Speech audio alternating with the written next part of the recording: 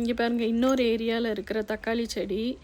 கார்டனில் எப்பயும் ஒன்று காலையில் இல்லை சாயந்தரம் தண்ணி ஊற்றிட்டா, இல்லை சும்மாவே அப்படி ஒரு ரவுண்டு போகிறப்ப இருக்கிற ப்ளூபெரியில் ஒரு 2-3 பறிப்பேன். அது எது பழுத்திருக்கோ. அப்புறம் ராஸ்பெரி, அதுக்கப்புறம் ஸ்ட்ராபெரி, ஏதாவது ஒன்று பறிச்சுட்டு அப்படியே சாப்பிட்டுட்டு கார்டனை ஃபுல்லாக சுற்றி பார்த்தா இந்த தக்காளி எல்லாம் நல்லா வளர்ந்துருக்கு ஃபுல்லாக.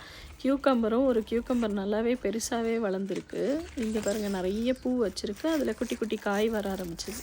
இதெல்லாம் வந்து ஒரு ஆல்மோஸ்ட் ஒரு 1 or 2 வீக்ஸ்க்குள்ளேயே டப்புன்னு வளர்ந்துடுது. தெரியவே மாட்டேங்குது. இவ்வளோ குயிக்காக இவ்வளோ பெருசாக வரும்னு எதிர்பார்க்கல. இங்கே பாருங்கள், இந்த காய் வந்து ஓரளவுக்கு எவ்வளோ பெருசாகவே வந்துருச்சு. இதை விட ஒரு கையளவுக்கு நீட்டம் வரும்னாங்க. அதுக்கு மேலே பெருசாக வர மாதிரி எக்ஸ்பெக்ட் பண்ண முடியாதுன்னு நினைக்கிறேன்.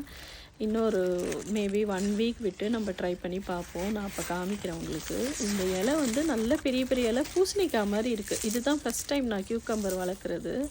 பூசணிக்காய் மாதிரி பயங்கர ரஃப்பாக இருக்குது. அது முள் மாதிரி ஃபுல்லாக ஸ்க்ராட்ச் ஆகுது. நான் இப்போ இந்த கிண்டி கிண்டி இப்படி பார்க்க கை ஃபுல்லாக அப்படியே ஒரு இது